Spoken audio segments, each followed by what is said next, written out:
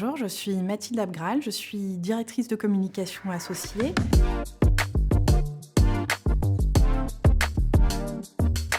Ça fait maintenant 17 ans que je suis chez Antadis et j'occupe également des fonctions de conseil, consultante en expérience client et en expérience produit.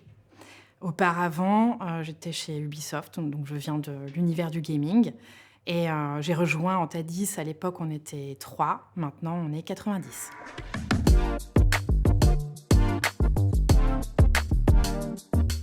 L'expérience produit, c'est un domaine qui est souvent un petit peu oublié au profit de l'expérience client au sens large.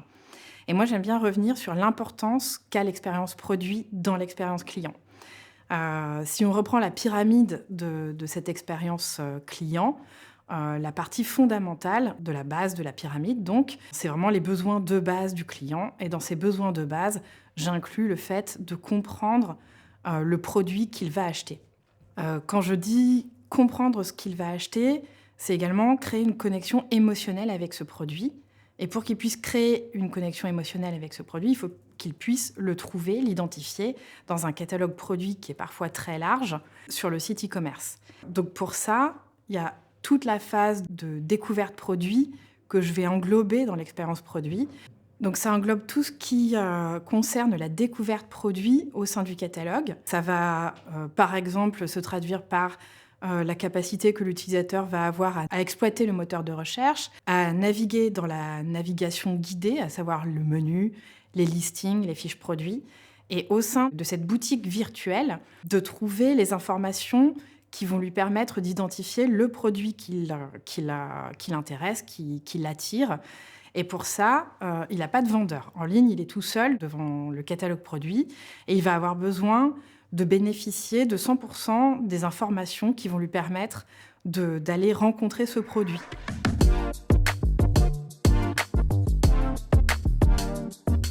En termes d'informations, ça peut vouloir dire des descriptifs corrects, des shootings photos produits qui vont lui permettre de voir plus que simplement le packaging, mais par exemple créer une forme de connexion émotionnelle avec ce produit. Si je prends par exemple des catalogues de vente de thé ou de vente de chocolat, c'est des produits pour lesquels on a besoin de plusieurs sens. Pour choisir son produit, on a besoin de plus que du visuel. On va devoir faire appel au goût, à l'odorat, au toucher. Et en ligne, malheureusement, on a un seul sens, le visuel, pour susciter et éveiller les autres sens. Dans le cadre de l'expérience produit, si on veut vraiment donner les clés à l'utilisateur pour choisir en toute autonomie, ça sous-entend qu'il faut un shooting produit qui va révéler cette matière, lui permettre de rentrer en connexion avec le produit. Donc ça, c'est pour la dimension vraiment émotionnelle. Et il y a toute la dimension informationnelle, à savoir les descriptions, les caractéristiques, le prix, le stock, toutes les informations vraiment data qui vont qualifier le produit et qui vont permettre à l'utilisateur de trouver le bon produit au sein d'une gamme plus globale.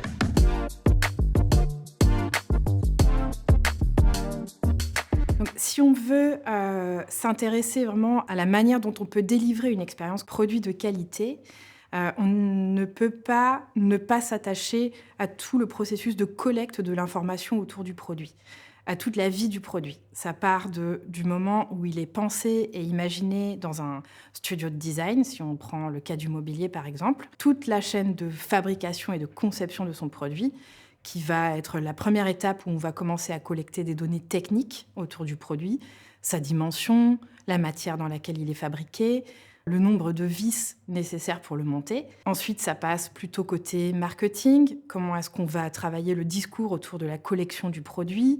Comment est-ce qu'on va donner les clés à l'utilisateur pour comprendre comment est pensée cette gamme, dans quel univers elle s'inscrit? Ensuite, ça va être toute la collecte de caractéristiques qui vont permettre à l'utilisateur de filtrer les listings et de choisir le bon produit dans le bon coloris, dans la bonne dimension, dans la bonne taille. Et toute cette chaîne data produit, elle est la résultante d'une série d'interactions entre différents services qui vont venir, les uns après les autres, collecter ces informations et les agréger dans différents outils, notamment les PIM, mais pas que. Si en interne, dans les entreprises, les personnes qui interagissent et collectent cette information ne comprennent pas à qui elle se destine et pourquoi il la stocke, alors souvent on a au résultat une expérience produit qui n'est pas satisfaisante et en tout cas une étape de découverte produit qui n'est pas satisfaisante pour le consommateur final.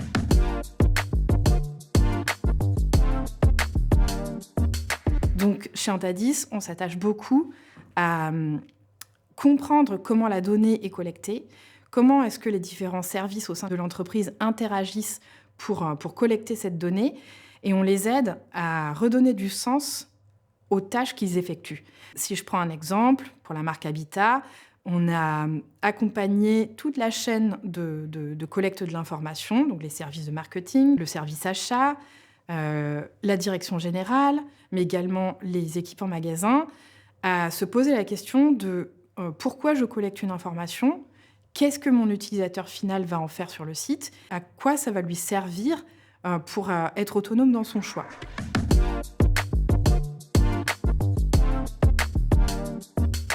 Si je prends un autre exemple, le cas de Daman, pour lequel on a fait un énorme travail de qualification de catalogue produit.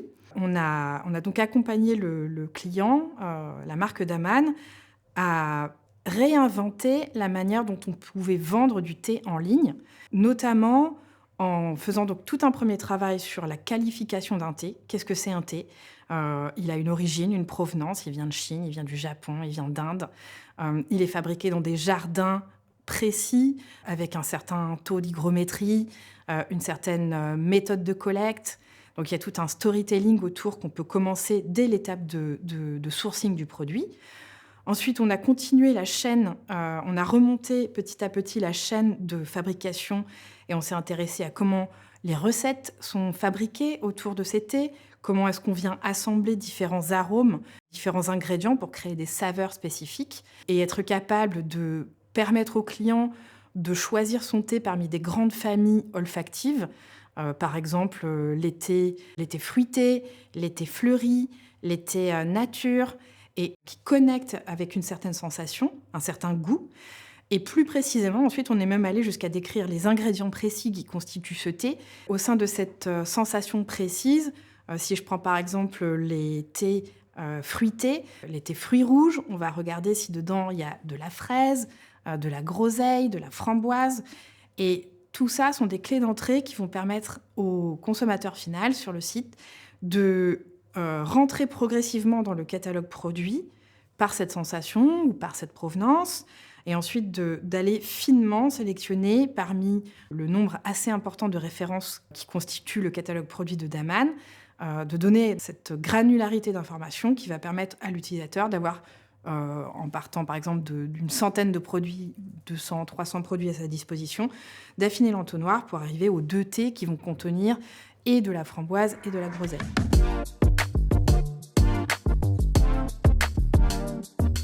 Et à partir de là, le travail donc d'information produit ayant été réalisé, on a pu ensuite travailler autour de l'émotion procurée par ce produit et au lien, à la connexion qui peut ensuite se créer entre le consommateur et le produit, en travaillant non plus sur donc, des présentations de la boîte, parce qu'en ligne, il n'y a rien de pire que d'acheter juste un packaging.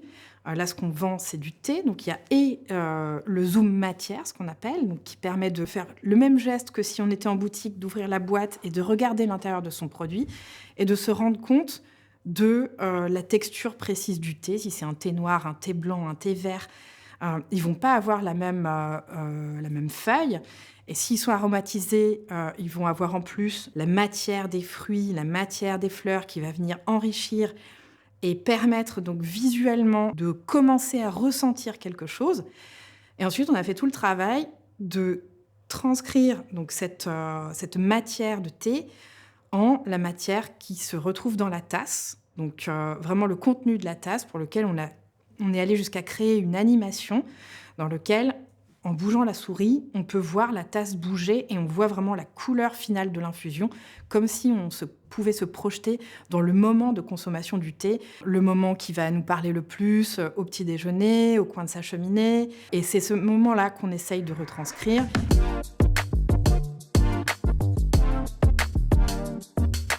Si Si on s'intéresse à l'impact de l'expérience produit sur le business, ma réponse en 2024, c'est que c'est indispensable d'avoir une expérience produit de qualité. C'est ce qui va garantir le fait de ne pas passer à côté de ventes, tout simplement, en ligne, et de ne pas voir sa clientèle potentielle préférée aller acheter chez un site concurrent plutôt que chez soi. Une mauvaise expérience produit, ça a également un impact sur le taux de retour produit.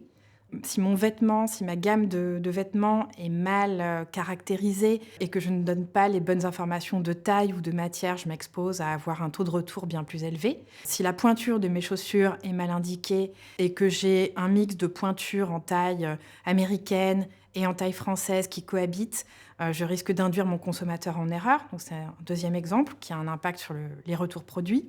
Si je laisse sous-entendre que mon produit a un certain coloris avec une certaine tonalité dans mes photos et que c'est trop éloigné de la réalité, on s'expose à des risques que l'utilisateur soit déçu en recevant son produit et renvoie la marchandise. Donc pour moi, l'expérience produit, c'est un impact concret et direct sur le business. Une mauvaise expérience produit, ça a également un impact sur les avis clients. Si je ne suis pas honnête ou si je suis trop approximatif dans mes descriptifs produits, je m'expose à des avis clients évidemment négatifs.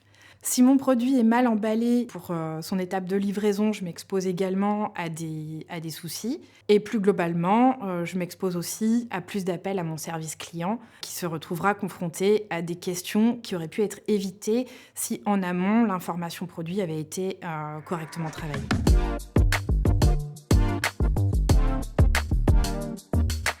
Tout à l'heure, j'ai évoqué que les causes d'une mauvaise expérience produit pouvaient être liées à des soucis organisationnels dans la collecte des données. Mais souvent, ce que je peux entendre dans les doléances de nos clients e-commerçants, c'est souvent des mises en cause des outils qui jalonnent le traitement de leurs données produits.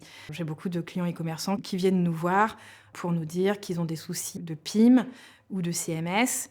En réalité, on peut avoir une très bonne expérience produit sans PIM. On peut aussi avoir une très mauvaise expérience produit si on configure mal son PIM en ne comprenant pas comment on doit stocker ses données, comment est-ce qu'on doit construire ces familles et ces modèles d'attributs au sein du PIM et qui vont permettre ensuite de délivrer la bonne expérience client sur le site.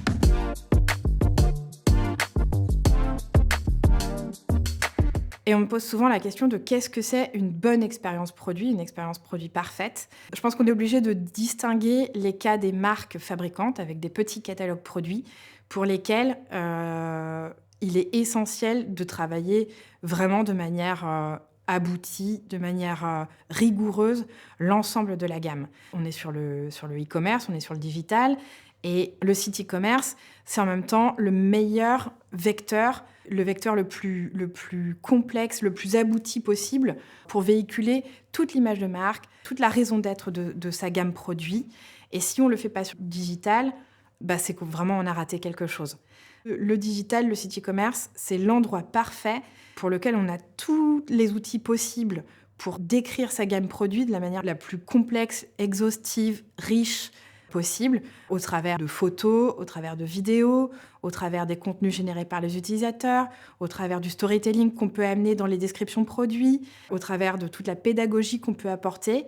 Et pour moi, le site e-commerce, pour ça, c'est un outil fabuleux dans lequel on peut aller beaucoup plus loin qu'un discours vendeur en boutique.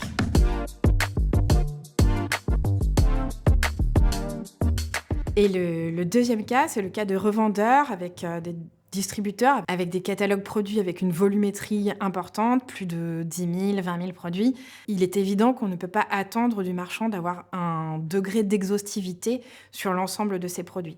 Donc là, l'idée, c'est plutôt de travailler à identifier les caractéristiques essentielles qui vont permettre à l'utilisateur de trouver son produit. Donc c'est pas forcément une histoire d'exhaustivité, c'est plus une histoire de priorisation en fonction des best-sellers qu'on va vouloir mettre en avant, en fonction des produits qu'on va vouloir écouler parce qu'ils ont plus de stock. Voilà, il y a diverses stratégies possibles envisageables. Et l'idée, en tout cas, c'est de cibler les produits sur lesquels on va viser l'exhaustivité, cibler ceux pour lesquels peut-être on va fournir moins de travail, peut-être aussi faire rentrer l'IA pour aller faire le travail complémentaire et alimenter les contenus des produits qui nous semblent peut-être plus secondaires, mais qui ont quand même une raison, une fonction dans le catalogue.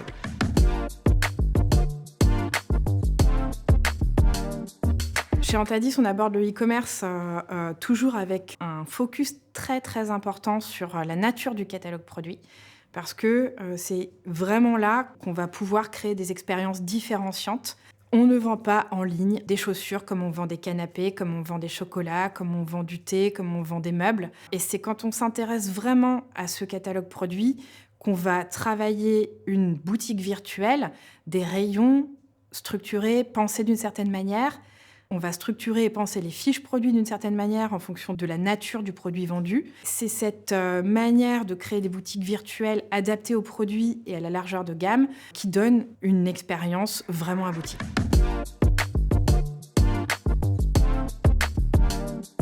Et si on fait un focus plus particulier sur la place de l'IA dans l'expérience produit, les tâches chronophages qu'elle peut permettre d'automatiser, ça va être le tri des informations produits quand elles proviennent de différentes sources fournisseurs, ça va être la complétion du catalogue, ça va être sa traduction, ça va être la déclinaison de plusieurs photos à partir d'un seul modèle. Admettons que je vende des rouges à lèvres, je vais pouvoir faire le shooting de ma mannequin avec une couleur et ensuite utiliser l'IA pour générer autant de variantes de photos produits avec les différents coloris. Je vais pouvoir créer des univers virtuels, je vais pouvoir vraiment utiliser l'IA pour venir soit renforcer des pans de collecte de la donnée, soit travailler ma direction artistique autour de mes produits.